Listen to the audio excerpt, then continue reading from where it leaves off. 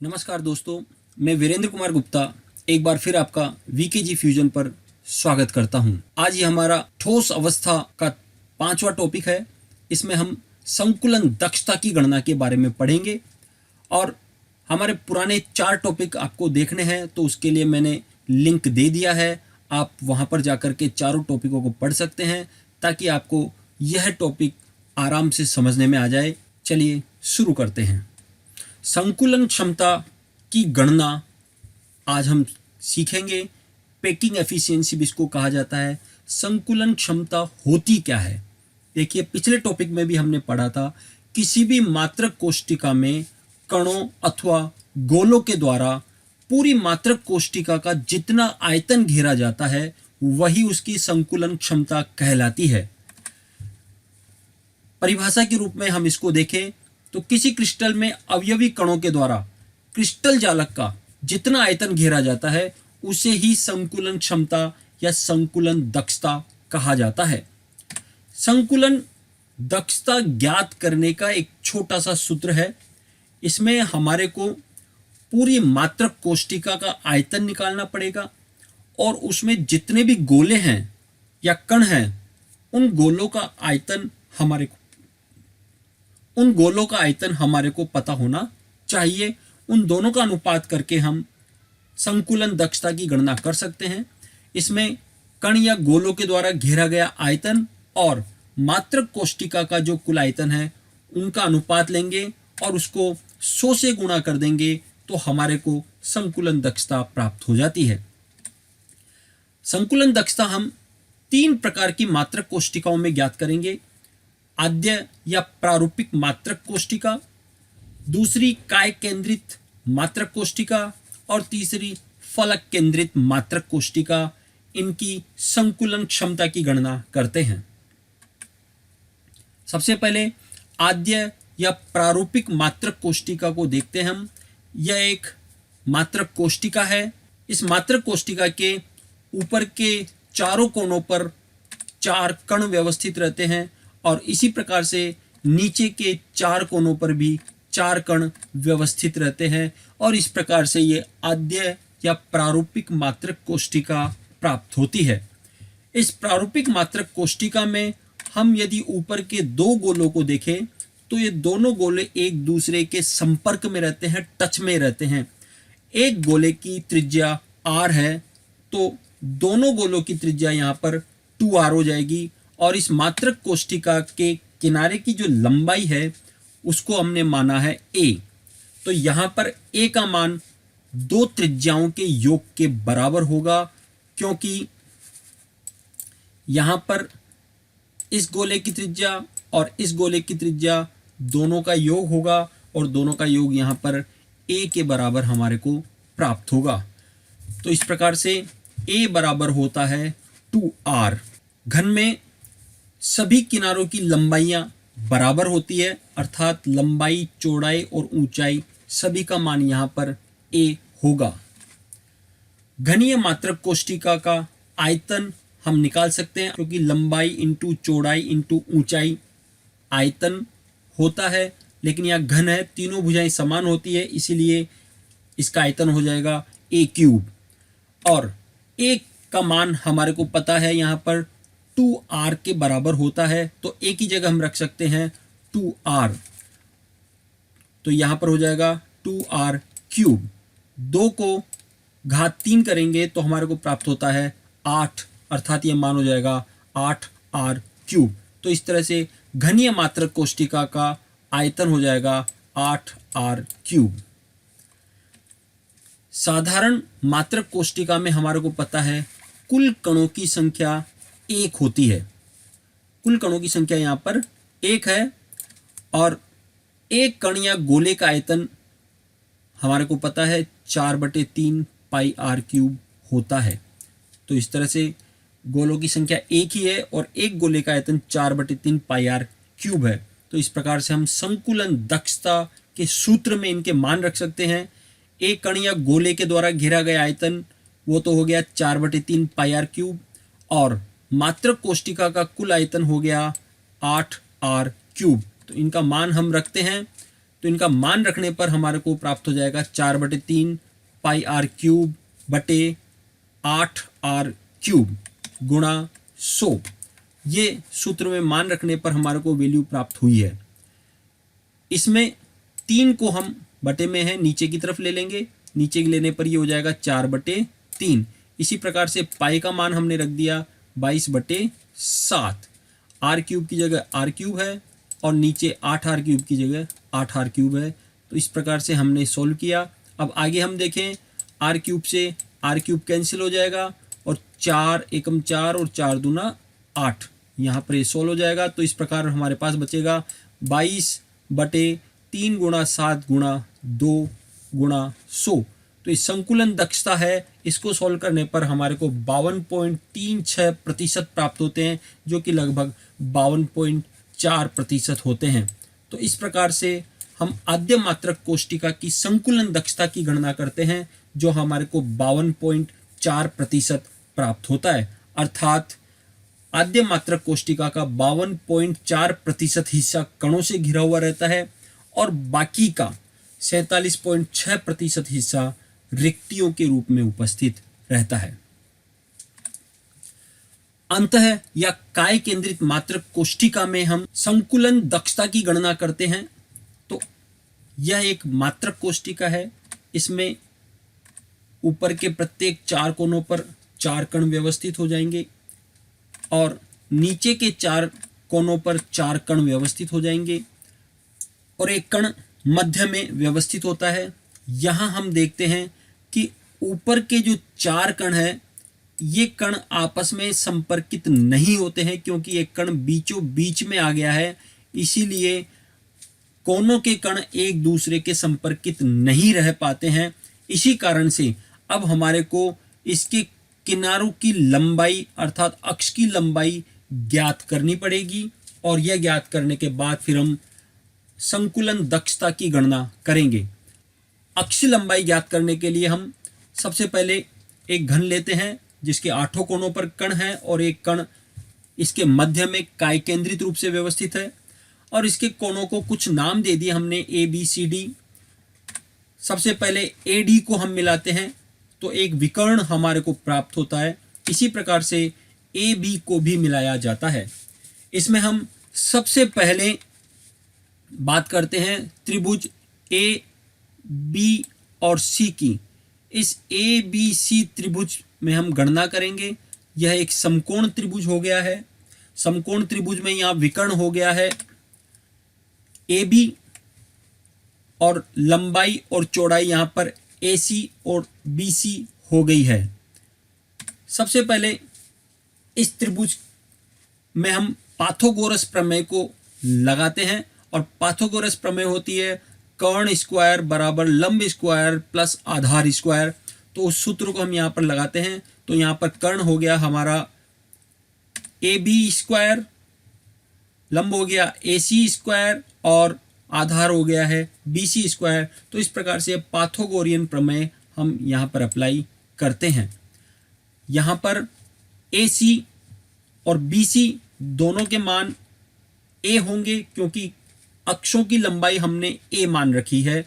तो ए B square अर्थात विकर्ण का मान हो जाएगा ए स्क्वायर प्लस ए स्क्वायर अर्थात यह हो जाएगा 2a स्क्वायर। तो इस प्रकार से ए बी का मान हो जाएगा √2a।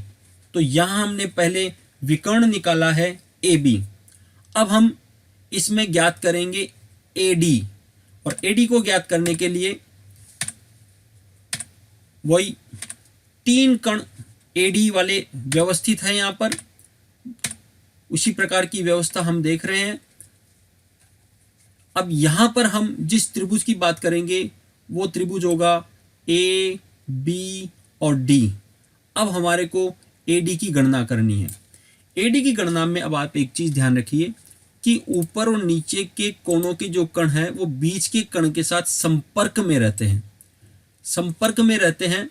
इसीलिए यहाँ पर हम बीच वाले कण का पूरा 2r व्यास हो गया, नीचे वाले कण का r और ऊपर वाले कण का भी r अर्थात यहाँ AD का मान 4r के बराबर होता है। ए बी का मान हमने पहले ही निकाल लिया है। यहाँ पर ए बी बराबर √2a होता है और बी डी का मान वही a होगा और हमारे को ज्ञात करना है ए डी का मान। तो ए डी का मान यहाँ 4r के बराबर होगा। तो इसको अपन देखते हैं, वही पाइथागोरियन प्रमेय लगाते हैं हम। पाइथागोरियन प्रमेय में विकर्ण ए डी स्क्वायर बराबर हो गया B D square plus A B square.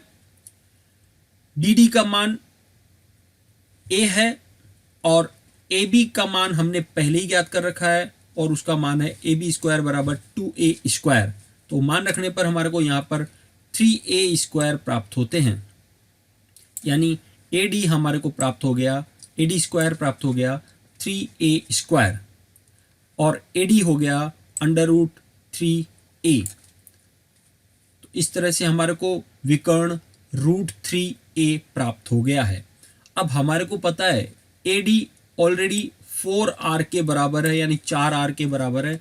तो हम कह सकते हैं कि ए डी बराबर √3a है, जिसका मान 4r के बराबर होगा। और a का मान हम निकालना चाहें तो वो a का मान होगा 4r/√3, या r का मान निकालना चाहे इसी सूत्र से तो हो जाएगा √3a/4। तो a अर्थात अक्ष की लंबाई ज्ञात करने का सूत्र हमारे पास आ गया है। अक्ष की लंबाई हमारे पास आ गई है, या त्रिज्या की जरूरत पड़े तो त्रिज्या भी हमारे को प्राप्त हो गई है। अब ये अक्ष की लंबाई हमारे को ध्यान रखनी है 4r/√3, क्योंकि इससे हमारे को मात्रक कोष्टिका का आयतन निकालना है और मात्रक कोष्टिका का आयतन होता है a³ और a का मान है 4r/√3। तो हम आगे देखते हैं। घनीय मात्रक कोष्टिका का आयतन a³ होता है और चूंकि a बराबर 4r/√3 अपन ने ज्ञात किया है तो a³ का मान हो गया 4r/√3 का होल क्यूब, और 4r/√3 का होल क्यूब प्राप्त हो गया है। तो यहाँ 4 को क्यूब करेंगे तो आएगा हमारे पास 64, r³ आ जाएगा और √3 का जो क्यूब है वो 3√3 हमारे को प्राप्त होता है। तो इस प्रकार से 64r³ बटे 3√3 हमारे को यहाँ a³ का मान प्राप्त होता है, अर्थात मात्रक कोष्टिका का आयतन। अब चूंकि यह काय केंद्रित मात्रक कोष्टिका है और काय केंद्रित मात्रक कोष्टिका में कुल कणों की संख्या 2 होती है और एक गोले का आयतन होता है 4/3 πr³। तो इस प्रकार से यहाँ टोटल गोले हो गए 2, तो 2 गोलों का आयतन हो जाएगा 2 × 4/3 πr³। तो इस तरह से हमारे को मात्रक कोष्टिका का आयतन भी मिल गया है और गोलों का आयतन भी मिल गया है। अब ये मान हम संकुलन दक्षता वाले सूत्र में रख करके और उसकी संकुलन दक्षता की गणना कर लेते हैं। यहाँ 2 गोलों के द्वारा घेरा गया आयतन होगा 4/3 πr³ × 2 और मात्रक कोष्टिका कुल आयतन होगा 64r³ बटे 3√3 × 100। जब ये मान सूत्र में रखा जाता है तो 2 × 4/3 πr³ ये तो गोलों का कुल आयतन आ गया है और मात्रक कोष्टिका का कुल आयतन आ गया है 64r³ बटे 3√3 × 100। जब इसको सोल्व करते हैं तो जो कि 4/3 था तो ये 3 नीचे की तरफ आ जाएगा, 22/7 वाला मान है, पाई का मान अपन ने रखा है और 64r³ की जगह 64r³ यहाँ पर रखा हुआ है और गुणा 100। अब यहाँ पर हम इसको सोल्व करेंगे तो 3 से 3 ये कट जाएगा और 8 को 64 से डिवाइड करेंगे तो 8 8 64, 8 बार ये विभाजित हो जाएगा। तो हमारे को वैल्यू प्राप्त होगी √3 × 22/7 × 8 और r³ से r³ भी कैंसिल हो जाएगा। तो इस तरह से ये वैल्यू मिलेगी। इसको सॉल्व करने पर हमारे को प्राप्त होता है 68.04% या लगभग 68%। इस प्रकार काय केंद्रित मात्रक कोष्टिका की संकुलन दक्षता 68% होती है, अर्थात 68% स्थान गोलों के द्वारा घेरा जाता है और शेष 32% स्थान रिक्तिकाओं के रूप में रह जाता है। फलक केंद्रित मात्रक कोष्टिका या घनीय निबिड़ संकुलन अर्थात FCC या CCP में संकुलन दक्षता की हम गणना करें तो फलक केंद्रित मात्रक कोष्टिका में सभी कोनों पर कण होते हैं और सभी फलकों पर एक एक कण होते हैं, लेकिन हम एक ही फलक को लेकर यहाँ समझने की कोशिश करेंगे। यहाँ हम देख रहे हैं चारों कोणों पर 4 कण व्यवस्थित हो चुके हैं और एक कण इनके बीच में काय केंद्रित रूप से व्यवस्थित रहता है, यानी ये फलक केंद्रित व्यवस्था हो गई है एक फलक की। और यहाँ पर हम देख रहे हैं कि कोनों के कण एक दूसरे के संपर्क में नहीं है। यहाँ कोनों की लंबाई तो वही a होगी, लेकिन उसका मान हमारे को निकालना पड़ेगा। तो इसके लिए वही विकर्ण हम ज्ञात करेंगे। सबसे पहले दूसरा डायग्राम अपन ने बनाया है जिसमें 8 कोनों पर 8 कण आ गए और 6 फलकों पर 6 कण व्यवस्थित हो गए। इसमें हम ऊपर वाले फलक पर एक विकर्ण रेखा खींचते हैं। इस विकर्ण रेखा में 3 कण टच में है। यहाँ हम इधर देखें, तीनों कण टच में है, अर्थात इस विकर्ण की त्रिज्या वही 4r के बराबर होगी, क्योंकि बीच वाले कण का तो 2r और दोनों तरफ कोनों के कणों की r त्रिज्या यहाँ पर सम्मिलित हो जाएगी, अर्थात इस विकर्ण का मान यहाँ पर 4r होगा। तो यहाँ पर एक त्रिभुज हमारे को प्राप्त हुआ है ABC। इस त्रिभुज को हम पाइथागोरियन प्रमेय के द्वारा सॉल्व करेंगे, जिसमें भुजाओं की लंबाई a है और ABC को सॉल्व करते हैं तो त्रिभुज ABC में विकर्ण वही AB है, तो AB स्क्वायर बराबर AC square plus BC square ये सूत्र होगा, जहाँ AB स्क्वायर का मान हमारे को निकालना है, जबकि AC और BC जो कि अक्षों की लंबाई है उनका मान यहाँ पर A स्क्वायर और A स्क्वायर है सूत्र में मान रखने पर। इस प्रकार से हमारे को AB स्क्वायर का मान प्राप्त होता है 2A स्क्वायर, या AB का मान हो जाएगा √2 गुणा A। तो ये AB यहाँ पर हमारे को आसानी से प्राप्त हो जाता है। अब AB प्राप्त होने के बाद अब हमारे को A की वैल्यू निकालनी है, तो हम आगे चलते हैं। क्योंकि अपन ने पहले पढ़ लिया है कि AB का मान यहाँ पर 4r के बराबर है, तो इसी से हम आगे सॉल्व करते हैं। ये तीनों कण एक दूसरे के टच में हैं। यहाँ पर विकर्ण की लंबाई AB का मान 4r के बराबर होगा, यह हमने पहले ही देख लिया है। तो अब AB बराबर √2a तो हमने पहले निकाला है और इसका मान 4r भी है, तो ये दोनों मान एक दूसरे के बराबर होंगे। तो इससे हम a का मान निकाल सकते हैं और a का मान हमारे को प्राप्त होता है 4r/√2। और इसी प्रकार से r का मान हम निकालें तो वो मिलेगा हमारे को √2a/4। तो इस तरह से यहाँ हमारे को कुल मिलाकर के a का मान प्राप्त हो गया है। और a का मान प्राप्त हो गया है तो अब हम मात्रक कोष्टिका का आयतन अर्थात a³ की गणना आसानी से कर सकते हैं। तो मात्रक कोष्टिका का आयतन a³ होता है और a का मान 4r/√2 हमारे को प्राप्त हुआ है, अतः a³ का मान हो जाएगा 4r/√2 की घात 3 और 4 का क्यूब करते हैं तो 4 चौक 16 और 16 चौक 64 मिल जाएगा, r का क्यूब हो जाएगा। और √2 का क्यूब करने पर √2 का क्यूब हमारे को प्राप्त होता है 2√2। तो इस प्रकार से a³ का मान 64r³/2√2 हमारे को मिलता है। यहाँ पर फलक केंद्रित मात्रक कोष्टिका में कुल कणों की संख्या होती है 4।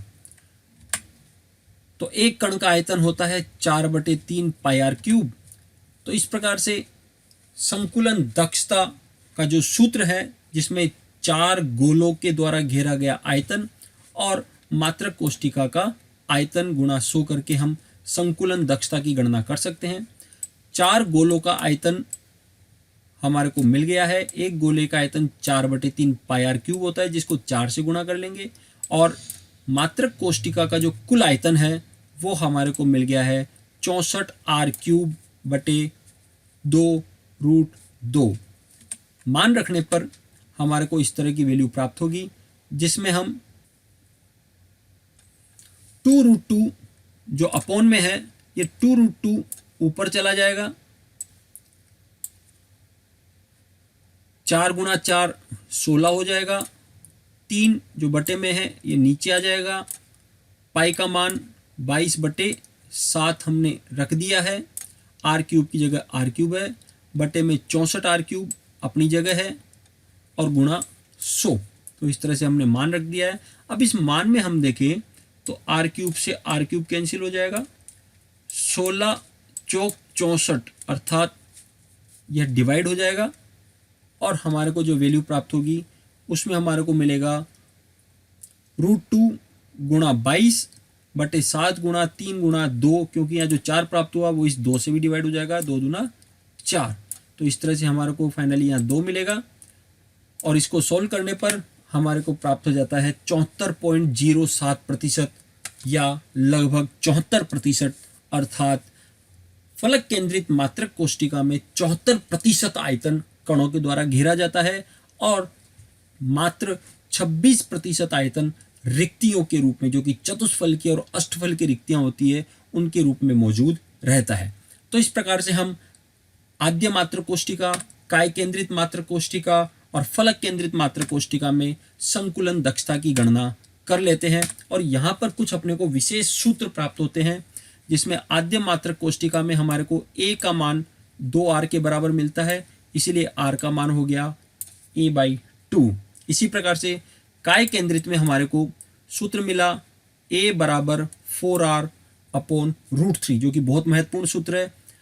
इस पार्ट से रिलेटेड जो आंकिक सवाल है वो इसी से संबंधित होंगे।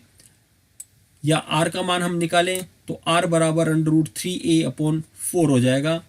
इसी प्रकार से फलक केंद्रित मात्र कोष्टिका में a बराबर होता है 4r/√2, यानी काय केंद्रित और फलक केंद्रित में मात्र √3 और √2 का ही अंतर है। r का मान निकालें तो r हो जाएगा √2a/4। तो इस तरह से हमारे को ये सूत्रों को ध्यान में रखना है ताकि आगे आने वाले आंकिक सवालों को हम आसानी से हल कर सकें। आप यदि किसी प्रकार की कोई सुझाव देना चाहते हैं तो आप मुझे कमेंट कर सकते हैं। आपको यदि आज का चैप्टर अच्छा लगा हो तो इसे शेयर जरूर करें ताकि ज़रूरतमंद बच्चों के पास यह सामग्री पहुंच सके और वो आसानी से पढ़ सके। बेल आइकन को दबाइए ताकि हमारे आने वाले वीडियोज़ की नोटिफिकेशन आप तक पहुंच जाए। सब्सक्राइब करिए चैनल को, और यदि अच्छा लगे तो लाइक और अच्छा नहीं लगे तो डिसलाइक कीजिए। आपका बहुत बहुत